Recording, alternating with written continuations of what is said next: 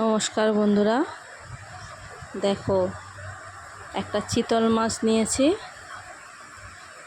আজকে বানাবো চিতল মাছের তেল ঝাল।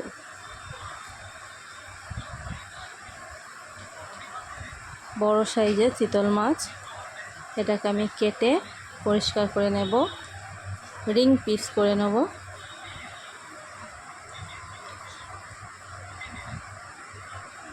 দেখো মাছটা কি সুন্দর টাটকা। তারপর দেখো আমি কেটে পরিষ্কার করে নুন, হলুদ, লঙ্কার গুঁড়ো মাখিয়ে নিয়েছি। তো আমি 3 পিস রান্না করব, বাকিটা রেখে দেব। নুন, হলুদ, লঙ্কার গুঁড়ো মাখিয়ে সর্ষে তেলে ভাজতে বসিয়ে দিয়েছি। ভাজা হয়ে গেছে, মাছটা ভেজে তুলে নেব।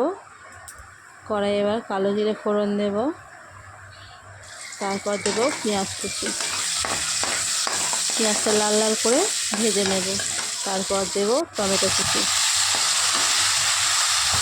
তারপর আদা, রসুন, কাঁচা লঙ্কা আমি একটা মিক্সিতে পেস্ট বানিয়ে নিয়েছি, এটা দিয়ে দেব তেলের মধ্যে। এবার ভালো করে কষিয়ে নেব।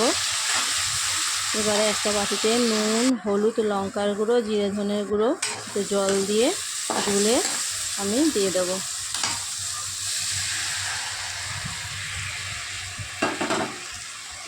এবারে ভালো করে মশলাটা কষিয়ে নেব।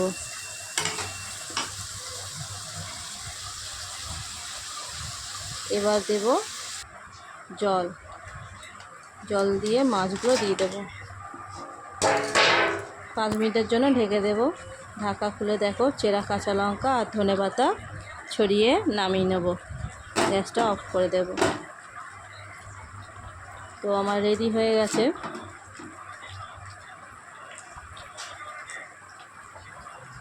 ধনেপাতা, কাঁচা লঙ্কা দিয়ে আমি আবার 2 মিনিটের জন্য ঢেকে দেবো। তো গ্যাসটা এবার অফ করে দিয়েছি। দেখো আমার রেডি হয়ে গেছে চিতল মাছের তেল ঝাল। কেমন লাগলো বন্ধুরা, তোমরা কমেন্টের মাধ্যমে জানিও। ভালো লাগলে চ্যানেলটা সাবস্ক্রাইব করো, লাইক করো।